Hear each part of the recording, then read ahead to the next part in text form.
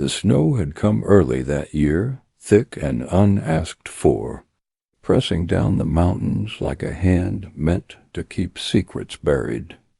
Ethan Cole noticed it first in the way his horse slowed, hooves crunching softer than they should have. Snow dulled sound. It swallowed the wind, the creak of leather, even the man's own breathing. He drew his coat tighter, the wool stiff with old frost, and scanned the white slope ahead. The pass should have been empty. Folks with sense stayed clear of these heights. Once winter showed its teeth. He was halfway through when he saw the shape dot. At first, it looked like a fallen log, dark against the pale drift. Then it moved. Ethan reined in hard. His horse snorted, steam bursting from its nostrils. The shape shifted again, smaller than a man, curled low to the ground. A figure, no. Two shapes bound together. One rose slightly, then collapsed, leaving a faint smear of red on the snow. Ethan's hand went to the rifle at his saddle without thought. The mountains had taught him that mercy came second to caution. He waited, listening. No gunshot. No shout. Only the soft hiss of falling snow. "Hey," he called, voice rough, unused to company. "You alive down there?" The shape stirred. A woman's face turned toward him, dark hair plastered to her cheeks with ice. Her eyes were open but unfocused, like she was already halfway elsewhere. She tried to speak. What came out was a breath and a sound like pain held too long. Ethan swung down from the saddle and approached slow, boots sinking deep. She wore buckskin, torn and stiff with blood at the knees. One hand clutched her belly, round beneath the soaked hide. The other dug into the snow as if she might claw her way back to warmth by force alone. She was with child. Far along, Ethan stopped a few paces from her. The sight struck him harder than any gunshot ever had. A pregnant native woman, alone in the high pass, bleeding in the snow.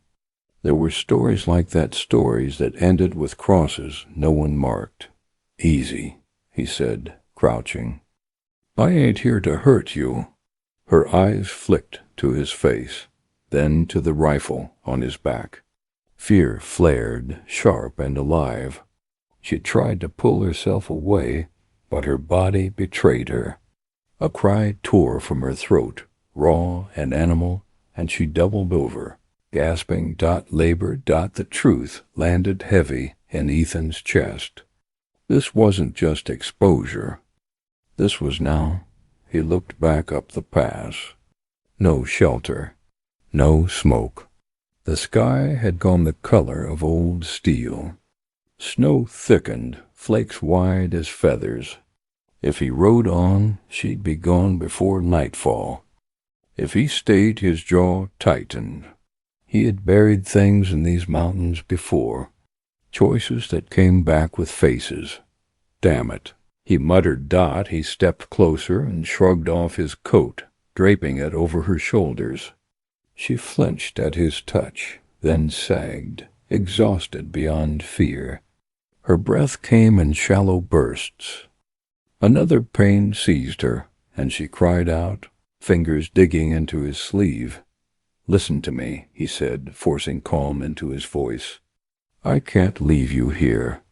"You hear me?" She stared at him, eyes dark and wet. Her lips moved. He caught only one word, whispered like a prayer or a warning. "Snow?" "Child, I know," he said softly. "I know." He lifted her carefully, surprised by how little she weighed, and carried her to a stand of pines just off the trail. The branches caught snow, offering some shelter from the falling sky.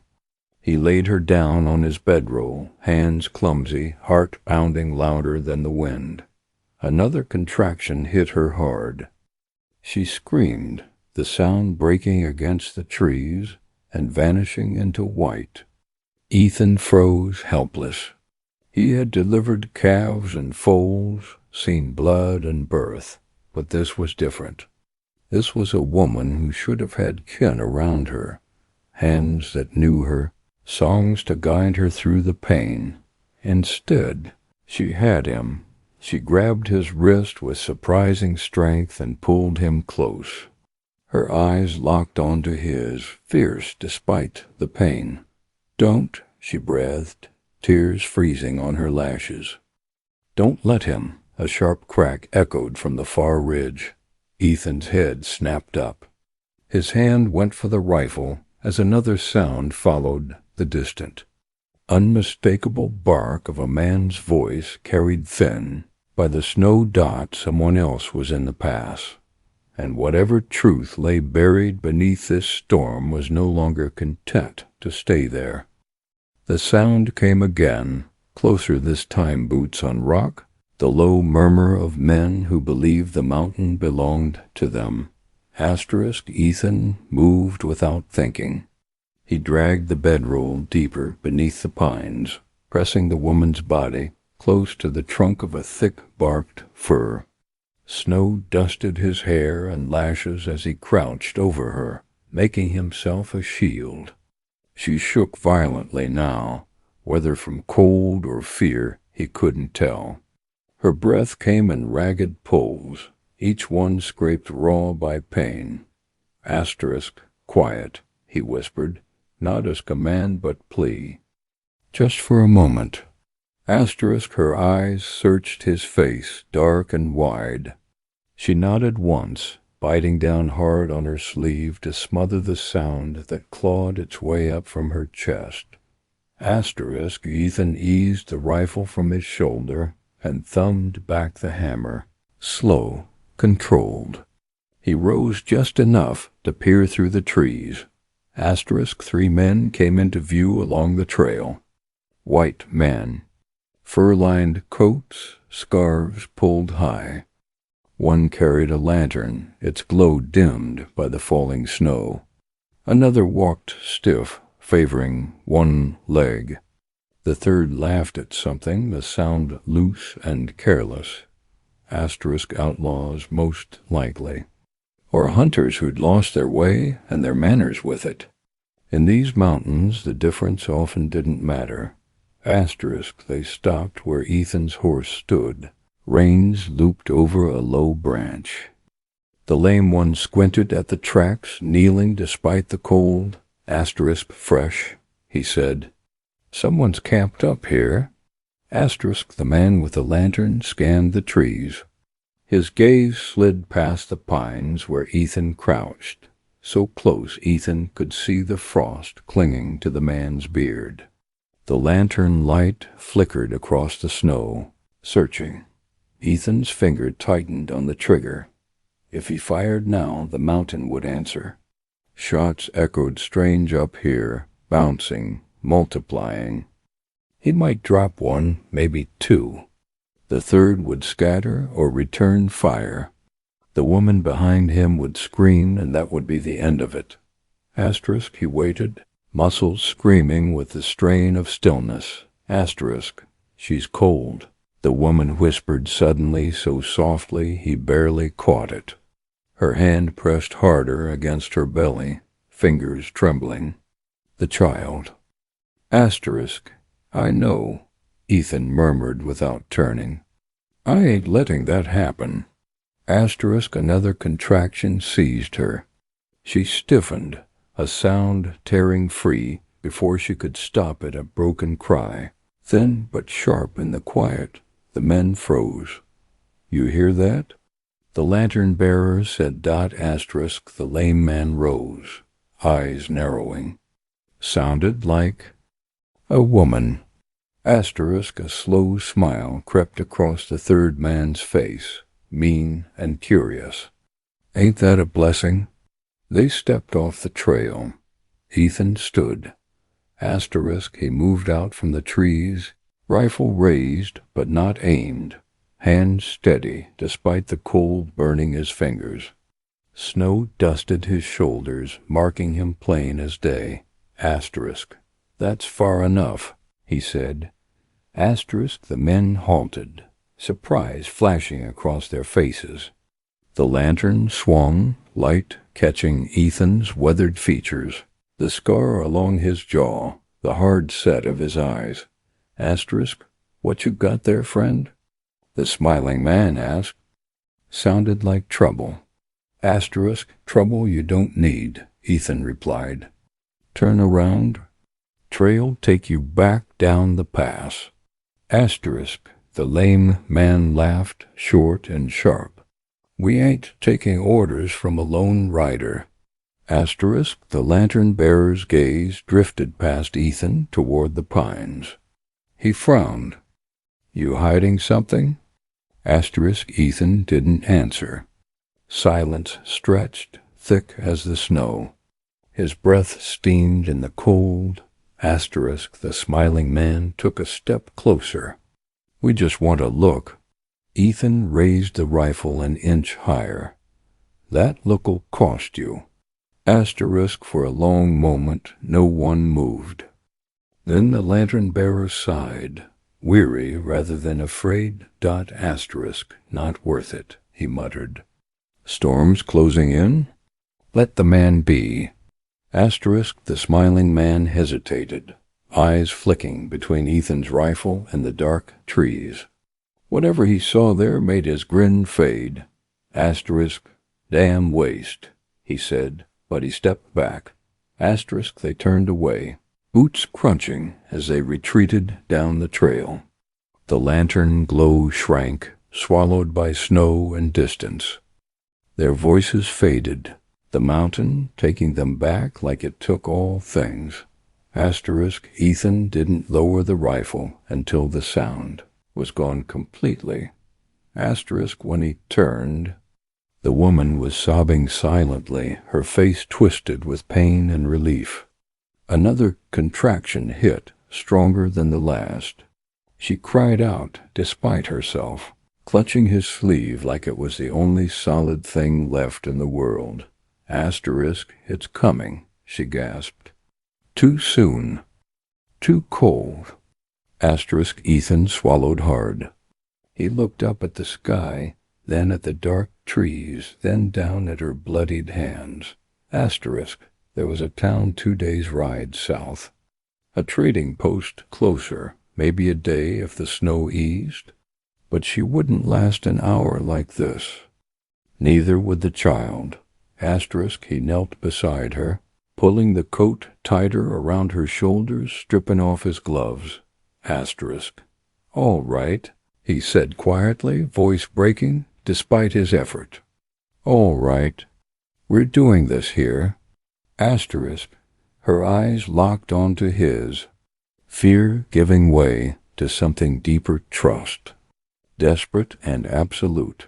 Asterisk. And as the storm closed in around them, Ethan realized this choice would not end with the night.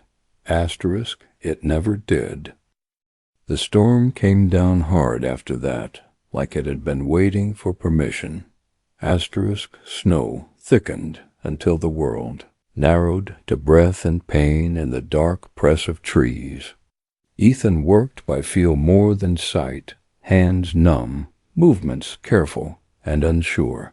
He tore strips from his spare shirt, used his knife to cut away the stiff buckskin where blood had frozen it in place. The woman cried out, low and hoarse, her voice breaking and mending with each wave of pain. He spoke to her because silence felt like surrender. Breathe, he said, though he didn't know if it helped. Slow now. Like the tide. Asterisk. She shook her head, hair clinging to her cheeks. No tide, she whispered. Only snow. Asterisk. Another contraction bent her nearly double. She screamed then, no strength left to hide it. Ethan braced her shoulders, grounding her, feeling how thin she was beneath his hands. Asterisk. You're doing fine, he said, the words sounding foolish even to him. You hear me? You're strong. Asterisk, her eyes flicked up at that, sharp despite the pain. For a moment, something like anger flared, their anger at the cold, the mountain, the men who had chased her here. Maybe at him, too. Then it soft, replaced by a weary resolve. Asterisk, my name, she breathed, is Ayanna. Asterisk, Ethan nodded, though she might not see it. Ethan. Asterisk, another sound cut through the storm then. Not a voice. A howl, long and hollow, rolling down from the upper ridge. Wolves, Ethan's head snapped up. The sound echoed, answered by another farther off. He scanned the dark beyond the pines, heart hammering. Wolves were bold in winter, hunger sharpening their nerve. Blood on the snow didn't help. Asterisk, he rose halfway, rifle in hand, eyes straining. Shadows moved at the edge of sight. Or maybe it was just the snow playing tricks. Asterisk, Ayanna grabbed his wrist again, panic flashing. Don't leave. Asterisk, I ain't, he said quickly, kneeling back down. I'm right here. Asterisk, the next contraction hit with a force that stole the air from her lungs. Her body bore down, instinct taking over where strength failed. Ethan swallowed his fear and focused, doing what little he could, guided by the raw urgency of the moment. Asterisk, now, he urged gently. Push now. Asterisk, she cried out, a sound that tore free of her chest and vanished into the storm. Ethan felt something shift beneath his hands, a terrible, miraculous change. Blood darkened the snow further, steam rising in the cold. Asterisk, then a thin, fragile cry. Asterisk, for a heartbeat. Ethan didn't breathe. The sound wavered, nearly lost to the wind, then came again. Stronger this time, a child. Ethan's hands shook as he lifted the tiny, slick body free, clearing the mouth, wrapping the infant in his torn shirt. The baby's skin was dusky, already cooling too fast. He rubbed gently, desperately, whispering without knowing what he said. Asterisk, Ayanna collapsed back against the tree, chest heaving. Tears cut clean lines through the grime on her face as she reached out, arms trembling. He placed the child against her, and she curled around the small form instinctively, pressing her forehead to the baby's. Asterisk, for a moment. The world held. Asterisk, then the wolves howled again. Closer now. Asterisk, Ethan stood, rifle up, scanning the dark.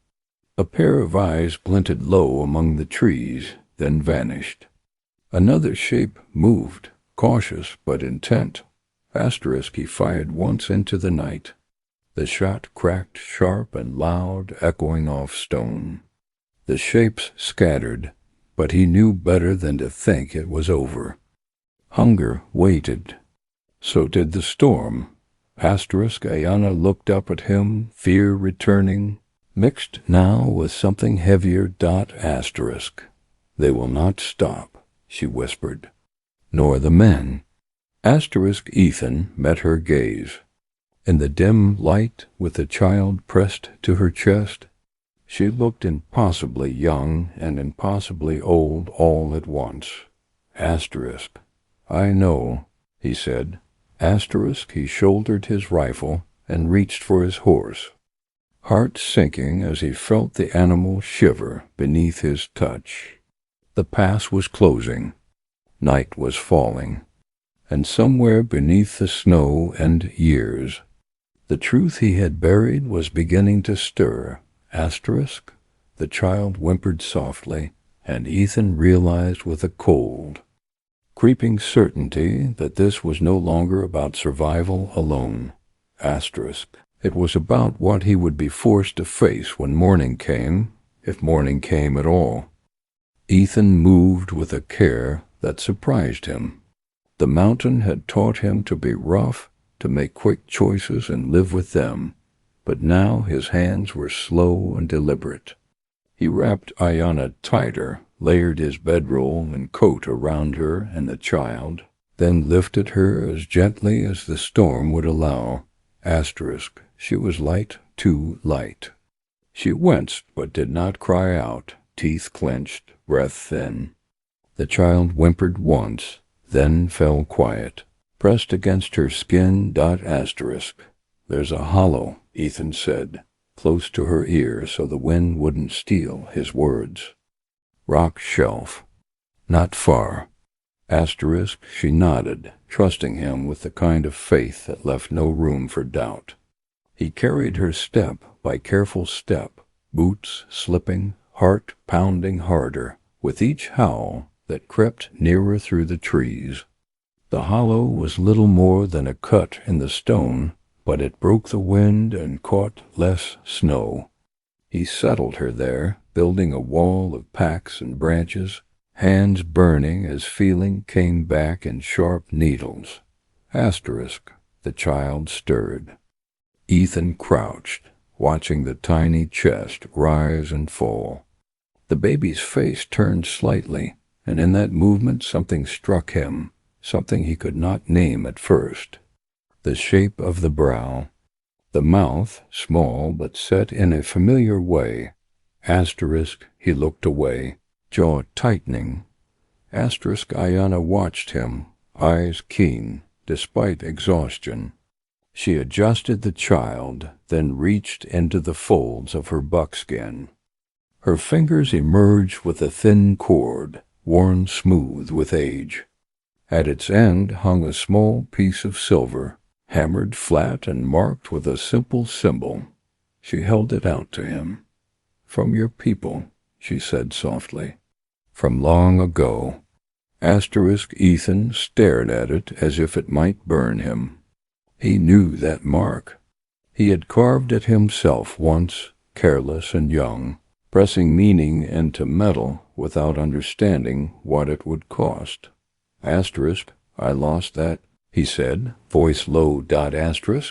"You left it," Ayanna corrected, not unkind. "By the river." When the soldiers came, the mountain seemed to lean closer, listening. Ethan sank back on his heels. Snow hissed against stone. The wolves circled somewhere beyond sight, patient now, waiting. "I didn't know," he said. "I swear I didn't." Ayanna's gaze never wavered. "You knew enough to run." The words were quiet, but they landed heavy. Ethan closed his eyes. Images rose, unbidden smoke over cottonwoods, shouted orders, the thunder of hooves. A woman's face, proud and frightened. His own hands shaking as he mounted up, choosing breath over bravery. "I thought everyone made it out," he murmured. "I told myself that." Ayanna shifted, pain flashing briefly across her face, then fading. "My sister did not," she said. "She ran into the snow." "Like me," Ethan's throat tightened. He looked again at the child, at the small, stubborn set of the mouth. "When I saw you," Ayanna continued, "I thought the mountain was cruel to bring you to me. Now I think it remembers." Outside the hollow, a shadow moved. Ethan rose instantly, rifle in hand. A wolf stepped into view, lean and gray, eyes bright with hunger. Another followed, then a third, their shapes half lost in the falling snow. Ethan fired, the crack splitting the night. One wolf fell, the others scattering into darkness. Silence rushed back in, broken only by the wind and the child's soft breathing. Ayanna flinched at the sound, then relaxed when she saw him still standing. She reached out, fingers brushing his sleeve. "You will stay," she said. It was not a question. Ethan looked at the mountains, at the long night ahead, at the past rising up between them like a second storm. He thought of all the miles he had ridden trying to outrun what he'd done, and how it had found him anyway. Yes, he said at last. I'll stay. The wolves were not gone. The men were not far, and the truth, wrapped in cloth and breath, lay between them, waiting for dawn to decide what it would. Morning did not arrive all at once. It crept in, thin and pale, seeping through the hollow like a reluctant witness. Ethan had not slept. He stood at the mouth of the rock shelf, rifle resting against his shoulder, eyes burning from cold and watchfulness. The storm had eased some time before dawn, leaving the world hushed and vast, every sound carried clean and far.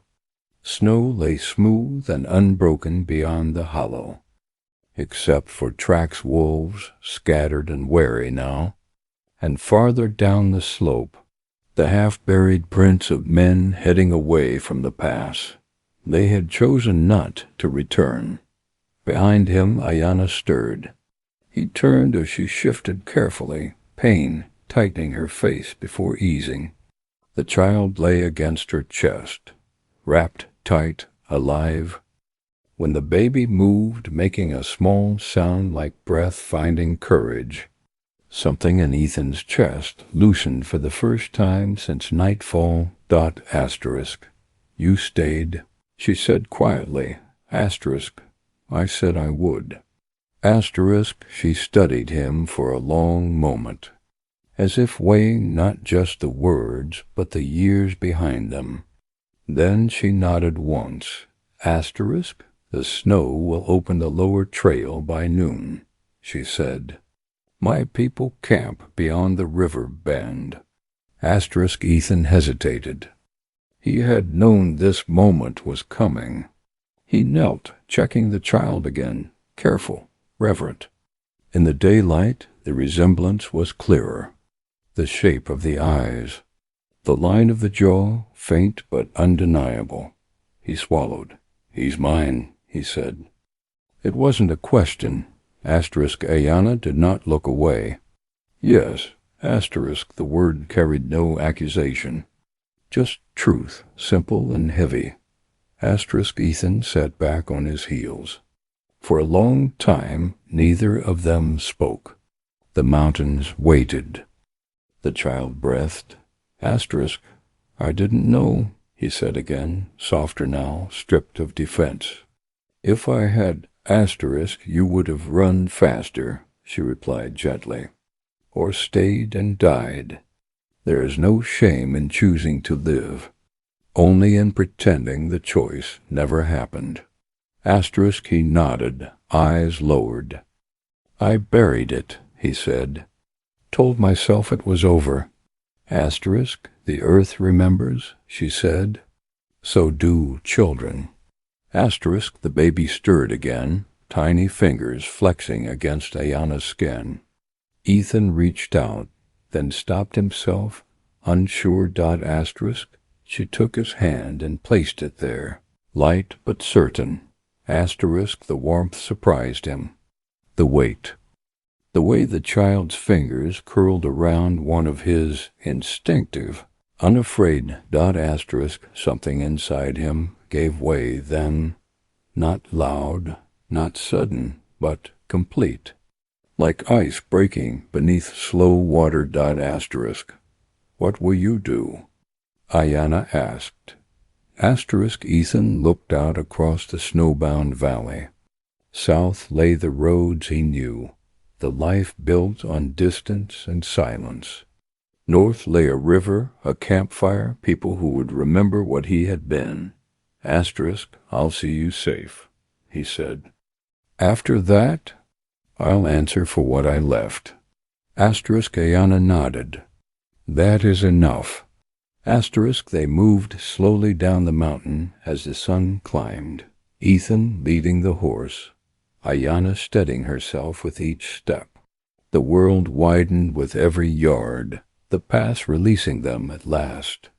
By the time they reached the river bend, smoke rose ahead, thin blue lines against the white. Asterisk voices followed. Shapes moved. Asterisk. Ayanna stopped. She turned to him, eyes steady, searching his face one last time. Asterisk. He will know who you are, she said, whether you stay or go. Asterisk. Ethan knelt in the snow, meeting her gaze. I won't go, he said. Asterisk. She studied him, then stepped aside. A figure emerged from the camp, an older woman, face lined and watchful. She took in the scene, the child, Ethan's posture, the truth written plain in the space between them. Asterisk. No one spoke for a long moment. Asterisk. Then the older woman nodded once and stepped forward. Arms open. Ayanna went to her. Ethan rose slowly. He did not follow right away. He stood at the edge of the river, snow melting beneath his boots, and watched the child disappear into waiting hands. Asterisk. For years, he had believed survival was enough. Asterisk. Now, with the mountains behind him and the truth before him, he understood what the snow had come to uncover. Asterisk. Some things were not meant to stay buried.